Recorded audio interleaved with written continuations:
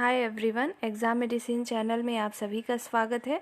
इस वीडियो के अंतर्गत हम बात करने वाले हैं कंबाइंड टेक्निकल सर्विस एग्ज़ाम।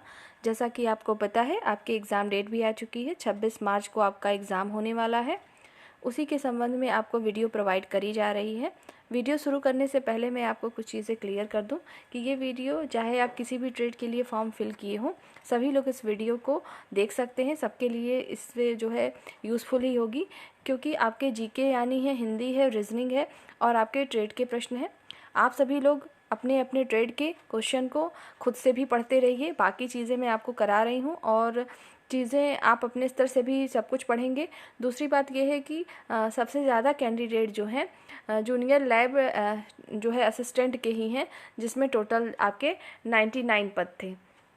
तो उसको ध्यान में रखते हुए भी चीज़ें आपको थोड़ा प्रोवाइड करी जा रही हैं। और जैसे अगर मैं आपको साइंस की चीज़ें प्रोवाइड कर रही हूँ, तो साइंस आपके जीके में भी आएगा और आपको इससे हेल्प ही होगी।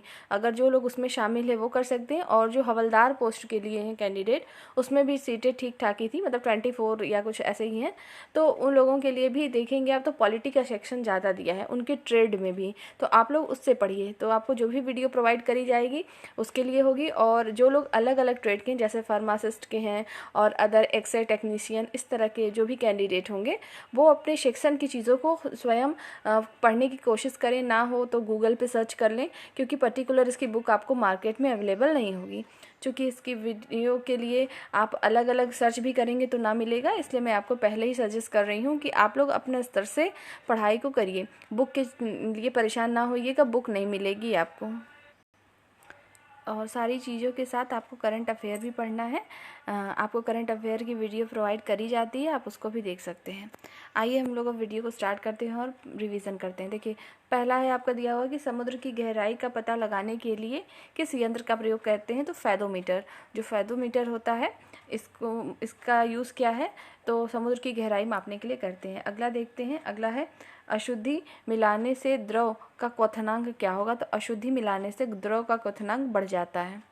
नेक्स्ट, परमाणु संरचना निल्स बोर ने दिया था। जो परमाणु संरचना था उसको किसने बताया था इसके बारे में, तो निल्स बोर ने बताया था। नेक्स्ट है ब्रोमीन एक तरल अधातु तथा पारा एक तरल धातु है। ध्यान रहे कि पारा क्या है, तो पारा एक धातु है तरल, और ब्रोमीन जो है एक तरल अधातु है। आगे बढ़ते हैं। प्लेटिनम धातु को सफ़ेद सोना कहते हैं। प्लेटिनम धातु को क्या कहते हैं, सफ़ेद सोना। लिथियम सबसे हल्का तथा ओस्मियम जो है सबसे भारी धातु है। ध्यान रहे, लिथियम जो है सबसे हल्का और जो है ओस्मियम जो है सबसे भारी धातु है। पिटवा लोहा लोहे का शुद्धतम रूप है। इंद्रधनुष में 7 रंग होते हैं। प्राकृतिक गैस में मुख्य रूप से मीथेन होती है। प्रथम परखनली शिशु का जन्म जो है 1978 में 1978 ईस्वी में इंग्लैंड में हुआ था। और आप लोग अपने स्तर को देखते हुए पढ़ाई करिएगा। मतलब जो लैब टेक्नीशियन की पढ़ाई थी आपकी, वो आपकी हाई स्कूल बेस्ड पर है। तो आप इसमें ग्रेजुएशन लेवल का या पीएचडी लेवल का लगेंगे साइंस पढ़ने, तो कोई फ़ायदा नहीं है। आपकी नॉलेज ये तो श्योर है कि बढ़ जाएगी, लेकिन उससे आपके एग्ज़ाम में कोई बेनिफिट नहीं होने वाला। तो उतना पढ़िए जो कि आपके लिए बेनिफिशियल हो सके। आइए आगे बढ़ते हैं। मानव शरीर में 20 प्रकार के अमीनो अम्ल पाए जाते हैं। मनुष्य के सौंदर्य के अध्ययन को क्या कहते हैं, तो केलोलॉजी कहते हैं। मैंने कुछ अध्ययन से रिलेटेड एक वीडियो कल प्रोवाइड करी थी, उसको पढ़ लीजिएगा, इंपॉर्टेंट है। आगे देखते हैं। हिप्पोक्रेटस को चिकित्सा शास्त्र का जनक कहते हैं। हिप्पोक्रेटस को क्या कहेंगे, चिकित्सा शास्त्र का जनक। प्रोटोजोआ एक क्या है, तो एक कोशिकीय जीव है। प्रोटोजोआ एक कोशिकीय जीव है। आगे देखते हैं। गर्म करने पर जल का घनत्व क्या होता है, तो जब हम गर्म करने पर जल का घनत्व जो है नहीं बढ़ता है। सोडियम को मिट्टी के तेल में रखा जाता है। भारी जल का अणुभार कितना होता है, तो 20 होता है। आगे बढ़ते हैं। देखिए, मानव नेत्र में प्रतिबिंब रेटिना पर वास्तविक और उल्टा बनता है। मानव नेत्र पर प्रतिबिंब रेटिना पर जो है वास्तविक और उल्टा बनता है। आगे देखेंगे। आँख का रंग आयरिस के रंग पर निर्भर करता है। मानव नेत्र की प्रकाश संवेदी कोशिकाएं शंकु रंग को पहचानती हैं। मानव नेत्र की प्रकाश संवेदी कोशिकाएं क्षण प्रकाश की तीव्रता को पहचानती हैं। देखिए, आगे दिया है। किसी वस्तु का प्रतिबिंब रेटिना पर 1/10 सेकंड तक रहता है। 1/10 सेकेंड तक रहता है। चलचित्र में प्रति सेकेंड 24 चित्र जो है दिखाया जाता है। नेक्स्ट देखते हैं, इंद्रधनुष जो है परावर्तन, पूर्ण आंतरिक परावर्तन तथा अपवर्तन द्वारा बनता है। जो इंद्रधनुष बनता है किसके कारण बनता है? तो परावर्तन, पूर्ण आंतरिक परावर्तन तथा अपवर्तन द्वारा बनता है। काले रंग की वस्तु सभी रंगों को अवशोषित कर लेती है।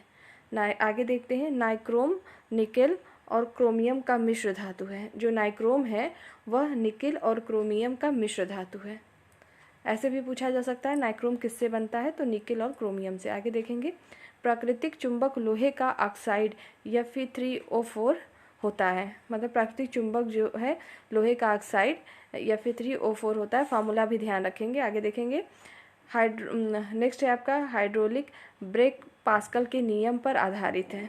नेक्स्ट देखते हैं, जब बर्फ पानी पर तैरता है तो उसके आयतन का 1/10 भाग पानी के ऊपर आ जाता है।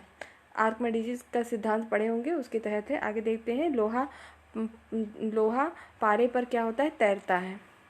समुद्र की लहरों को शांत करने के लिए तेल गिराया जाता है।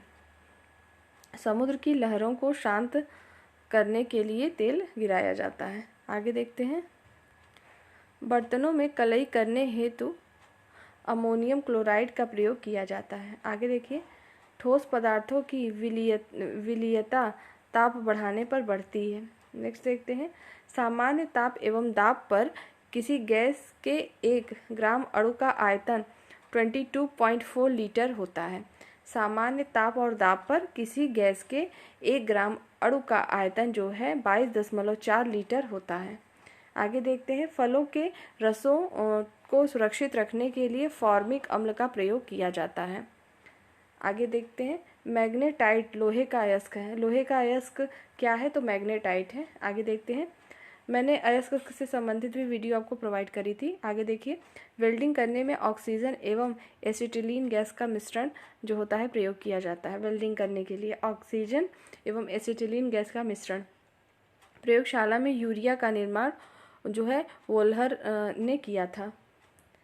कृत्रिम सुगंधित पदार्थ बनाने में एथिल एसीटेट का प्रयोग किया जाता है। शहद का मुख्य घटक जो है फ्रक्टोज होता है। शहद का मुख्य घटक फ्रक्टोज होता है। आधुनिक आवर्त सारणी का निर्माण मोसले ने किया था। आपने मेंडलीव आवर्त सारणी भी पढ़ी होगी, वो अलग चीज़ है, और यह है आधुनिक आवर्त सारणी का निर्माण मोसले ने किया था। कोयला की खानों से मीथेन गैस निकलती है। दूध पानी प्रोटीन एवं कार्बोहाइड्रेट का मिश्रण है। दूध किसका मिश्रण है? तो पानी, प्रोटीन और कार्बोहाइड्रेट का मिश्रण है। सबसे हल्का गैस कौन सा है? तो हाइड्रोजन होता है। सूर्य का ताप पायरोमीटर यंत्र से मापा जाता है। सूर्य का जो ताप है पायरोमीटर यंत्र द्वारा मापा जाता है। आगे बढ़ते हैं, शरीर में लगभग 65 से 80% जल होता है। विद्युत चुंबक नर्म लोहे के बनाए जाते हैं। जो विद्युत चुंबक होते हैं वह नर्म लोहे से बने होते हैं। सर्वाधिक क्रियाशील तत्व क्या है? तो फ्लोरीन। फ्लोरीन जो है सर्वाधिक क्रियाशील तत्व होती है। आगे बढ़ते हैं, देखिए आगे दे रखा है, हीलियम को छोड़कर सभी अक्रिय गैसों की बाह्य कक्षा में 8 इलेक्ट्रॉन होते हैं।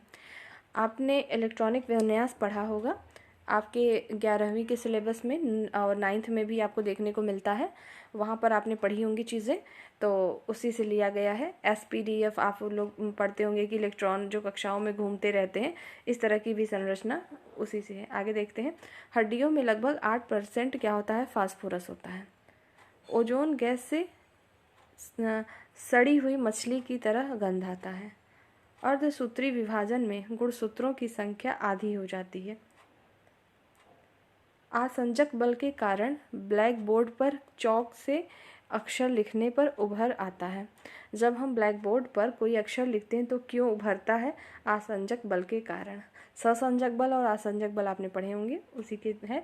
अब आपके पास सिर्फ रिवीजन का वक्त है, डेफिनेशन पढ़ने का नहीं। अगर आप चाहें तो खुद से सेल्फ पढ़ सकते हैं। आगे देखते हैं, स्थायी चुंबक बनाने के लिए इस्पात तथा अस्थायी चुंबक बनाने के लिए नर्म लोहे का प्रयोग किया जाता है।